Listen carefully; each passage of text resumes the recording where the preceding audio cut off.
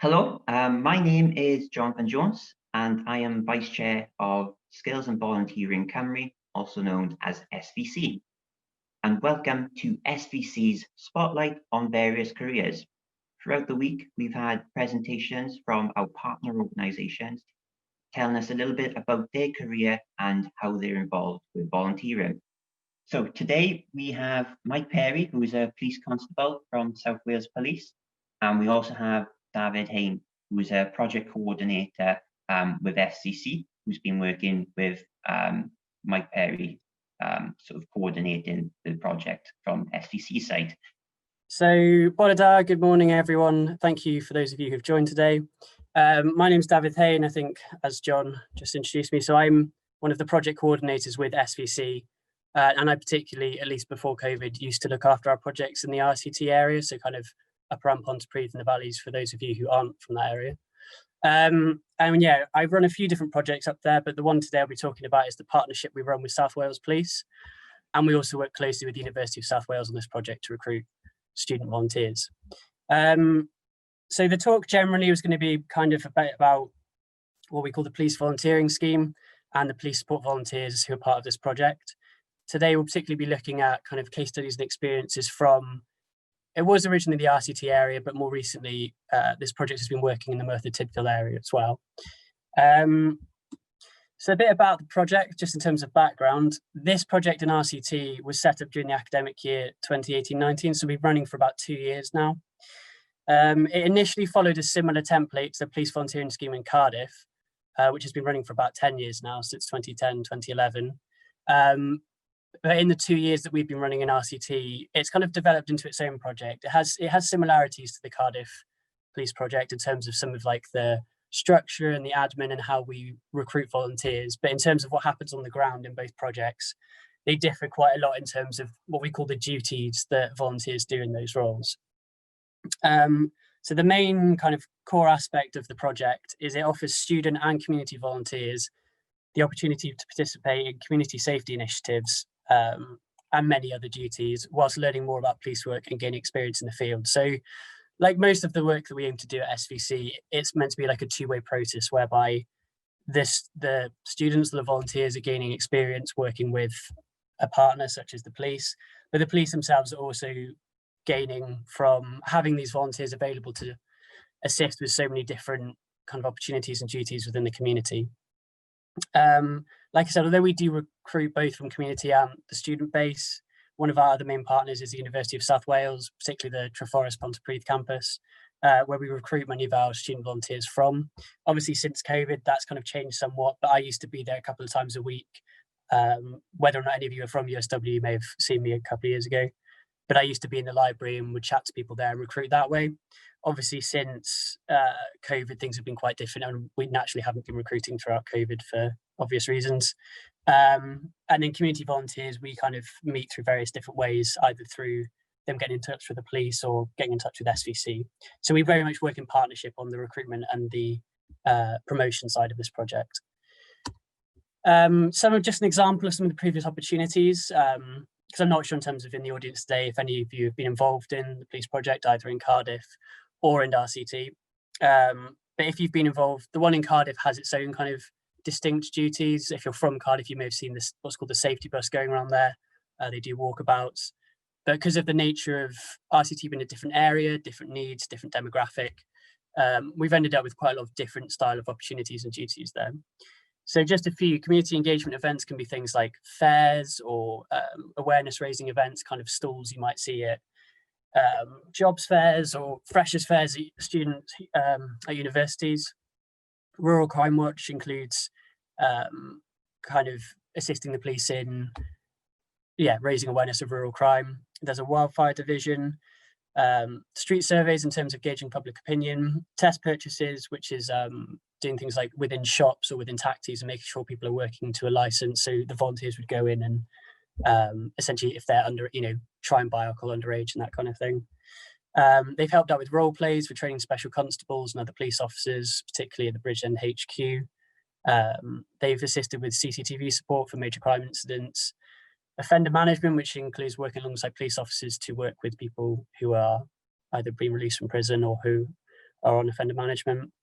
There's a cybercrime awareness division that some of the volunteers have worked with in the past to do, again, events or talks or things like that. We have quite a few volunteers, and we have done over the past 2 years, who speak many languages other than English, and they have been very helpful in helping with specific translation tasks throughout South Wales Police. And there's also been sporting tournaments as well, which is how we've gained quite a few new volunteers in the past. They've come in through sporting and then decided to volunteer on the project. There are more than that as well, but those are just some of the main ones that came to mind. Some of our changes since COVID-19, obviously a pretty seismic year for changes. So for most of spring, summer 2020, across South Wales Police, that was the RCT division, the Cardiff division, the Swansea division, all active duties were suspended for the safety of volunteers, police staff and the wider community. So it essentially went on lockdown.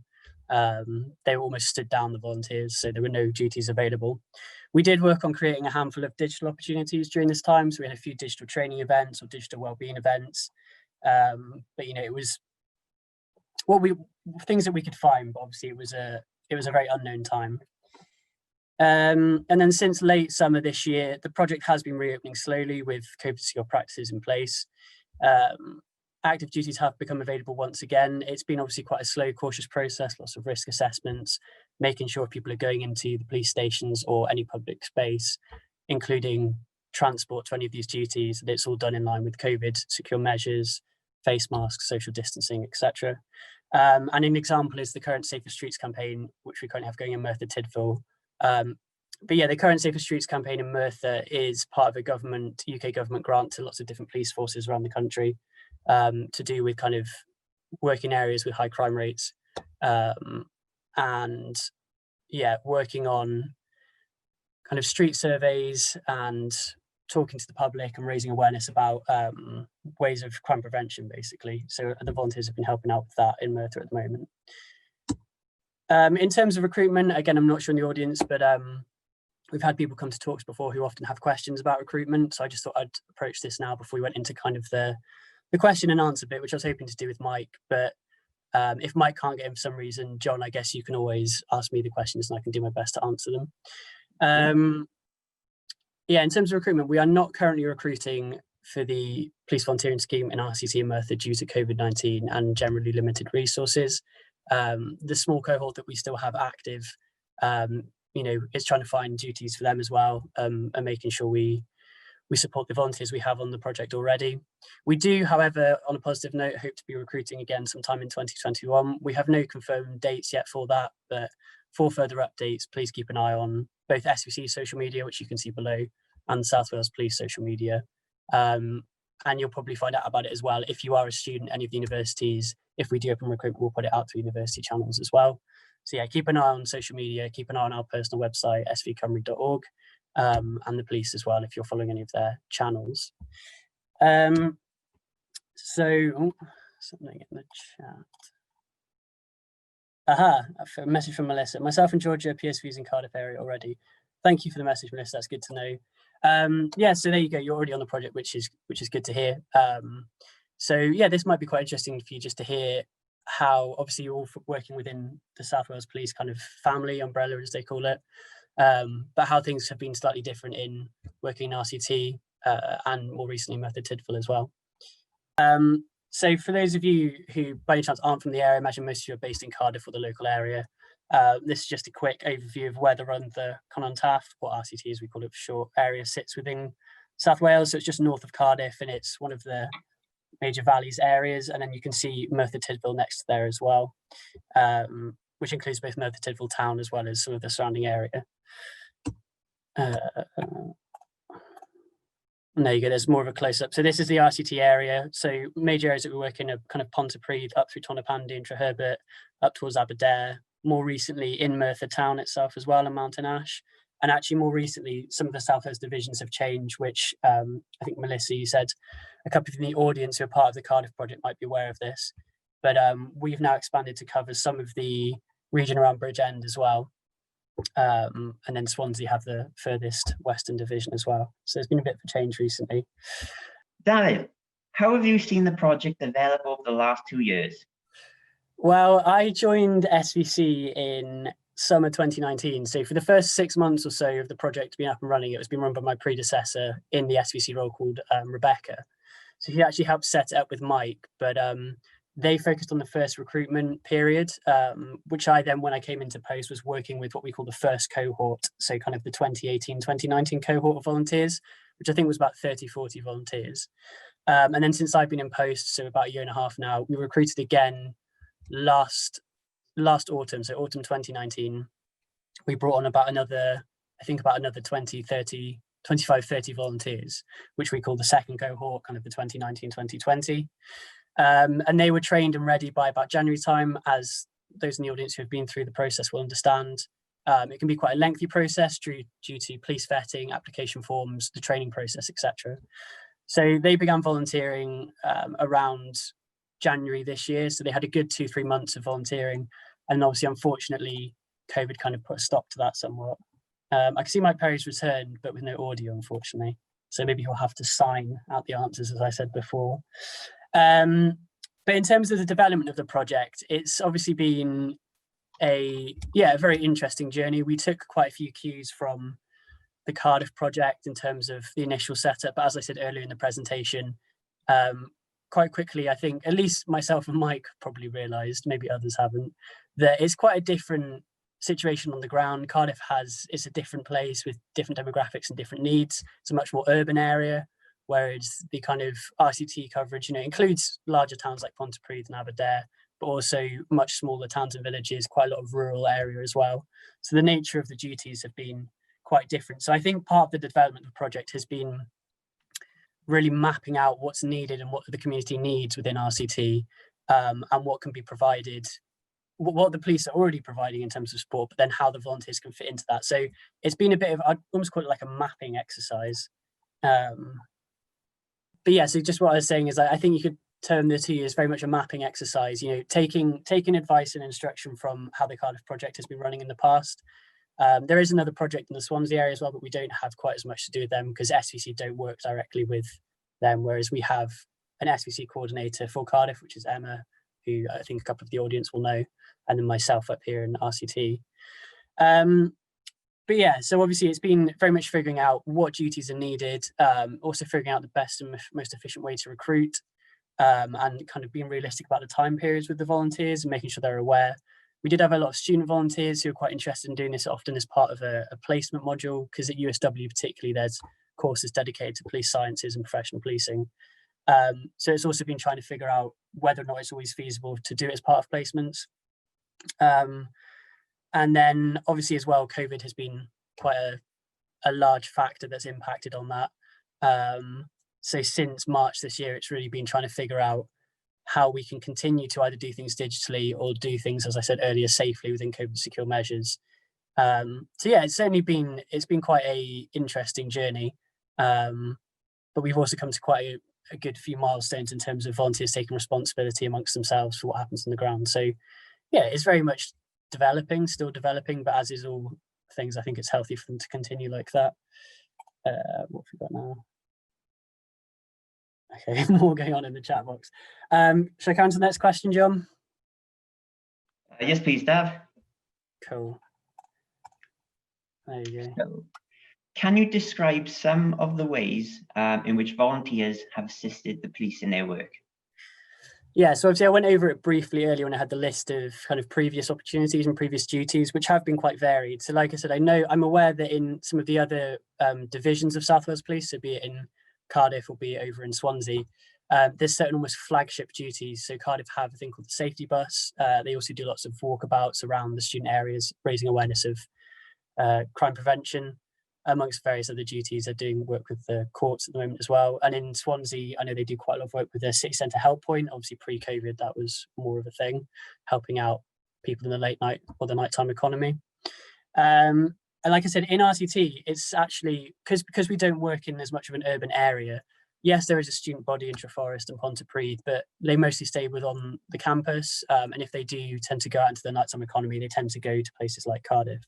So some of those things don't quite apply here. So in RCT, the volunteers have generally helped the police in kind of more almost one-to-one or small group ways, as against these larger flagship projects in the other divisions where you have lots of volunteers kind of operating at the same time, or on a regular basis, like a rotated basis. Within RCT, it's often been a case of volunteers helping out on this one-to-one basis, either with things like offender management, translation work, helping out with particular community events, so going and working alongside police officers to raise awareness. We've had them helping with archiving and digital adaptation of files, where they've gone up into smaller stations around the area to help them basically update records, obviously in a confidential manner. Not so much this summer because of COVID, but particularly in the previous year, volunteers were helping out with elements of Rural Crime Watch and the Wildfire Division, which Mike also kind of wears many hats within his role. So he kind of incorporates across them. So just this one here, Mike, can you describe some of the ways in which volunteers have assisted their police in their work? I was just talking about some of the duties that have been done compared to some of the other divisions. Well, every division has got a different approach and a different demographic area. Mid Glamorgan, or Northern Division as it was, is strongly with the valleys. So each valley has got a different need requirement. I heard the bit about grass fires. We've been assisting in robberies where we've used language skills of the students and the volunteers to assist with that. We've been assisting with hard to reach communities, where some of our BAME volunteers have assisted us. Obviously with different religions worshipping in different areas, we've managed to have footholds in with that. Literally anything volunteers can be used for, we think, from perception surveys to letter drops to assisting with missing inquiry and controls, missing persons details, even down to the engagement events. We wouldn't have had the last 2 open days had it not been for the volunteers doing that. I said, number of volunteers now, one of them is just fine. When I say finally got in, after her 3rd attempt, has got in as a PC. And she's been quite a motivational, and the volunteering has given her the confidence and the ability and the access to increase her confidence, increase her skills, even down to numerous IT skills, which some volunteers wouldn't have because they're not in that sort of world. Thank you, Mike. Yeah, you've kind of touched on a few questions I was going to probably come to next as well. So the next one was, for yourself particularly, what has it been like working with, as you said, quite a diverse range of volunteers? I mentioned in the presentation, whether or not you heard it, obviously we work with students, we work with community volunteers, particularly I think in RCT or in Northern Division, you know, we have quite an age range ranging from almost like school leavers at kind of 18 up to kind of adult volunteers, obviously from quite a range of different religious and ethnic backgrounds.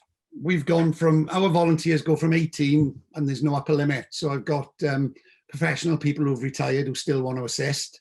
And the inter-skills between all of them has been fantastic because obviously you've got people with very limited IT skills being helped with some of the students. It's actually been quite fun, and it's actually been both a cultural ride and every day's a learning day with them. When they're in, they will learn, but we also learn from them. And we've, as I said, we've utilized some of their skills, whereas we have one individual who's allowed us access into the mosque in Aberdeen, which we didn't have before. We've got 3 individuals who allowed us access into the Polish community in Merthyr because we've got those skills. It's been really, really good, and it's been a learning curve for me as well, because I've learned so much about, it was a long time when I was a student and how different it's changed in the number of years. But it's been, I think both sides have benefited greatly from it. A large number of volunteers now, especially the students who graduated this year, some are still with us, but a large number of them have gone back to one lives in Southampton, one lives in Wiltshire. They're both now working for constabularies in their areas. And we still got links, and this morning I was speaking to Hampshire's volunteer coordinators to find out what they do differently down there to us. So, you know, South Wales has got, I think, and Emma can vote to me on this one, we've got the largest amount of student volunteers and community volunteers in the country. So we are, you know, all of the forces making waves and paving forward with this scheme. Yeah, no, I think Emma can testify to that, because I spoke to her yesterday and she was talking about how someone's actually currently doing work on looking at how South Wales has kind of set a template for student volunteering, so it can hopefully be replicated somewhat across the rest of the UK forces. Thank you, Mike. The next question was, you've kind of covered this a bit, but what are some of the main skills you think volunteers develop whilst on the project? Big ones: confidence, speaking to people. Obviously, once you put a police uniform on, everybody looks at you differently. You walk outside, and when you got your uniform on, it's a totally different approach. Some of the volunteers have learned how, when I say how to communicate, once they put their fluorescent tabards on, people look at them as, okay, what are you? You something to do with the police. So communication is a massive skill. People skills, learning about different communities, learning about different cultures, IT skills. In the last 2 years, we've come on in leaps and bounds with regards to IT. Obviously, COVID hit us like a rocket, and I'm now working from home. Most of us are. And it's been such a change and such a difference. But now the volunteers, we've managed now to get them online, and they're starting to use those IT skills. So, it's numerous skills, even down to working with people as a team with an objective and a goal. Police work, you couldn't do this without every single person that works in the police service. Whatever role you do, be it warranted police officer, volunteer, our system would not work without any of those people in there. So they've been, we've developed with them, and they've developed with us as well. Yeah, it's nice to hear that as well, because I mentioned that earlier on in the presentation about, in a sense, being a two-way thing across most of the projects that we help facilitate at SVC, but particularly this one where the volunteers are benefiting by gaining experience, but the partner, in this case yourself, the police, can also be benefiting from that volunteer skill base. Well, yeah, as I said, even though believe it or not, I've got an engineering background from radio to television, my computer skills they've had to develop as we go along. This year I had to give a presentation to the Chief Constable with regards to grass fires, because of the impact that had upon us. It was one of the volunteers I went to assist me with the PowerPoint. And literally via emails, phones and everything, this PowerPoint was done, and I hadn't seen her at all. And yet she helped me create this PowerPoint, which would have been far, far better. I accepted I didn't have those skills, but I've learned now how to do it through her. Her skills. So that assisted us. Even a little thing like that other people think isn't such a big thing. It is when you can't do it and when you learn to do it. And the difference in the presentation was fantastic, and in fairness, Chief Constable did write to that volunteer yet another commendation, because she's already had about 4 commendations. So, it is a two-way street, Dav. We do learn. Good to hear. Thank you, Mike. I think we've got a couple left, and then we'll take questions. Yeah, we'll try and wrap it up by about 1:45, so we can take 5-10 minutes of questions, because I know, Mike, you need to scoot to another talk, busy man. So the next one was, you've mentioned this a bit in some of the other answers, but have you seen volunteers on this project progress onto related roles, either within the police force or outside of it? So you've mentioned a few. Yeah. Obviously, without mentioning names, my first volunteer I took on was a young lad from, when I say young, bear in mind I'm 57. Ash was 18, 19. So from Southampton, he's now working as a PC in Southampton, which was his hometown. Harry, one of my other volunteers, was a computer science engineer. He's now working for Wiltshire as a digital forensics examiner. And these are roles they've got this year. One of my lead volunteers, who's a community support volunteer, not a student volunteer, has just got in after 3 attempts, and she's also an RAF reservist. So she's had 5 months away this year on a COVID test centre. She's a good example because her IT skills, obviously she's a very hands-on person, whereas up to now, when the application forms have come out and when they've all helped each other, they've got together as a team, they've all worked with each other to ask questions. What's the application like? What's the assessments like?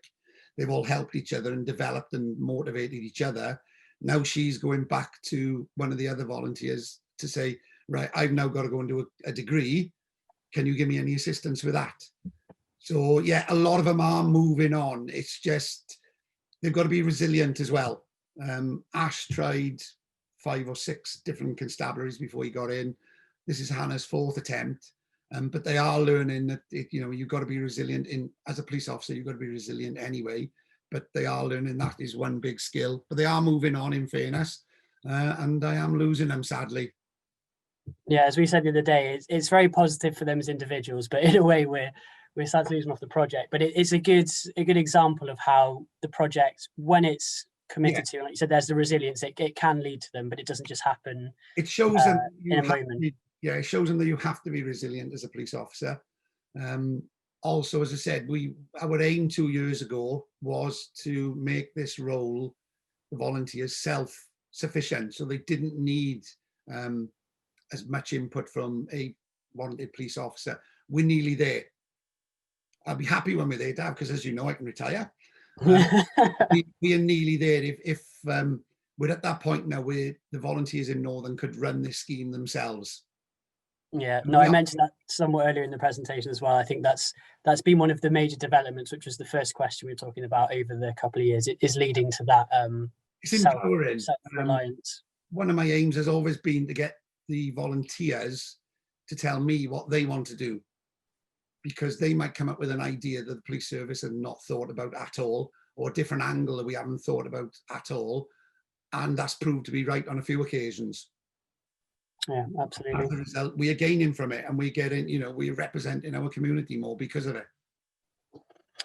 Thank you, Mike. And then the last question before we take, if there's any from the audience, the last question for you, Mike, is what would your advice be to individuals potentially interested in becoming police support volunteers? I started in the South Wales Police Force South Wales Constabulary in 1984 as a special constable. My main aim was to join the police as a regular officer. It took 12 years. Basically, keep on trying, just keep on. Being a volunteer assisted me no end. It gave me access into different roles I never have done, different situations.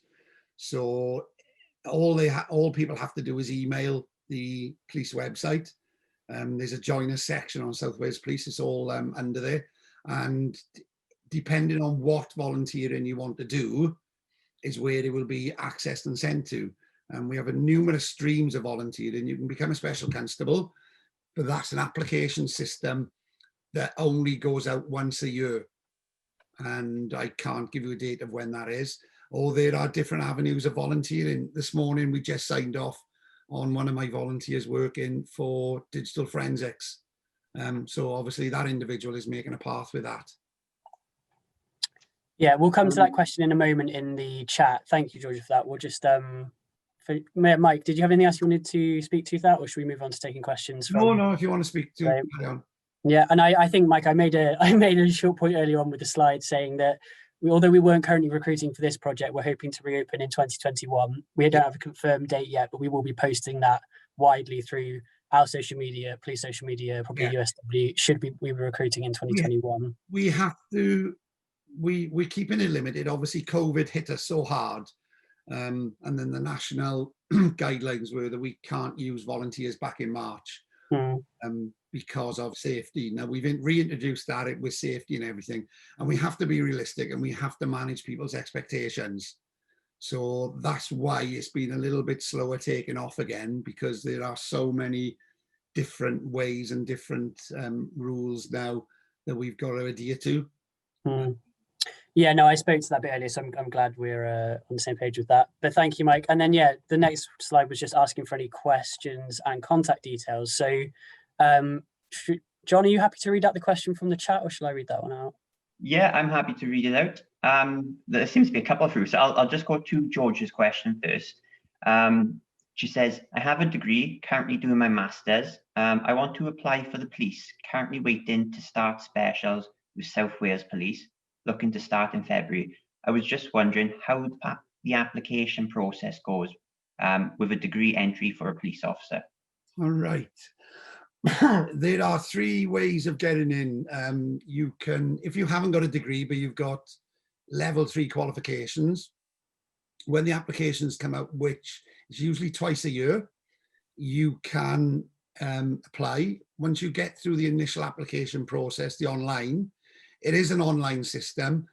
If you've got level 3 qualifications, you can apply. Then we will put you through a degree within 3 years. You're a probationer for 3 years there. If you've got an existing degree and you get through, So for argument's sake, your degree can be in any discipline. You will have a 2-year probation, but then at the end of it, you'll end up with a police sciences degree. If you've got a police sciences degree, you will then get through, you still have got to do your 2-year probation. That's standard right across the force. Every constable that works out there has had to do a 2-year probation period. And at the end of those 2 years, it's decided whether or not to take you on or not. So I know that they look at recruiting for, I'll say, use the word regular officers, but PCs twice a year. Obviously, there are certain amounts of us that retire every year. And I did notice a good news yesterday. I know there's a lot of issues at the moment with public service pay freezes, but right in the bottom was funding for increased police officers by 2022. So that will, once that comes out, that will roll out as in extra police officers, because obviously since the recession hit us, we've lost 20-odd thousand officers throughout the country. Thank you for that, Mike. There's 2 more questions, so one from each of the participants. So we'll quickly go through each of them, and then I think that'll be enough time for the rest of the presentation. Yeah. That's okay. So the question from Melissa is, would you say the community are aware of the PSVs and support that they do in your area? They are now. They were a new entity. We're doing the Safer Streets thing at the moment, and we rolled it out last week, and we were a little bit slower than the officers doing it, but then we found out that we had a higher success rate because the volunteers stayed and explained what they were doing. So yeah, the community are aware of PSVs. We do have support of the community because obviously they're asking. A PSV has got a foot in both camps, one in the community and one in with the police. So there's an awful lot of interest when we are out and about. So my experience is that they are aware of PSVs now. That's great, thank you. And final question from Ruth is, how much training is provided for volunteers, and what is the volunteers' commitment after training, both in terms of length of service and weekly/monthly hours? Well, the one nice thing about with being a special constable, and please bear in mind I was one for 12 years, you have to do a minimum of 16 hours a month. The training is slightly different. With the volunteers, we just ask if you could do in between 6 and 8 hours a month. It's very, very flexible, as in we could be doing letter drops in the community or perception surveys in the community. Well, we've got to get the best times. So for argument's sake, Friday's a very busy time for students, especially with COVID now. So I try and stay away from anything to do on a Friday. This week, we're all working Saturday to do Safer Streets because that's the most time volunteers can do it. Training, we do first aid training. We do conflict management training. It is developing year in and year on. Our LDS, which is Learning Development System, have now come on board. And if Emma's along, and Dav will agree now that it's been a bit of a battle, but there's a set training package that they have to do it's called NCALT, which is online training. What I tend to do is I get them in once a month on a Saturday morning, and they all do their NCALT training then. So, one sec, let me just do apologize, I'll ring them back after. So training is an ongoing thing. Last year we started to do a night's training every month. Hate crime, rural crime, prevent, which is counter-terrorism training. We were trying to do one session an evening every month. That started in January. We did January, we did February. There were external speakers coming in, talking about these items. Sadly, COVID just put a stop on it. We were about to start last month with an input on county lines, and it was right in the middle of a lockdown, so we had to stop that again. So there is ongoing training. Thank you for that, Mike. And thank you for your time and taking time out for you to give a presentation today. George has asked for your email. I'm not sure if you want to reply to that in the chat or not. Yes, no, John. But if you're happy, any questions are posted through Flipgrid and sort of any of the videos that we post at the end of the week. Yeah. We'll try and get back to you and sort of get an answer to those people, if that's okay. That's right. I've just put my email down and say, please feel free to email me. Thank you. And thank you for everyone who's attended. Thank you, Dav, and thank you, Mike. I think we'll end the presentation there, and these videos be watchable through Flipgrid. I got a quick question to ask everybody who's for there. Did I answer your questions, or is there any more you'd like to know? And also in that moment, thank you, John, as well, for hosting the session and for leading this week with all the different careers talks. You've been doing a very good job. Thanks, Dav. Yeah, it looks like the audience. Yep. Okay. A lot of thanks. That's great. That's great. Cheers. As I said, I'm a police officer. This presentation business doesn't freak me out anymore, but it's not what I was trying to do. You're excellent at it nonetheless. Thank you all. Thank you, John. I'll now end the meeting. Goodbye. Thank you.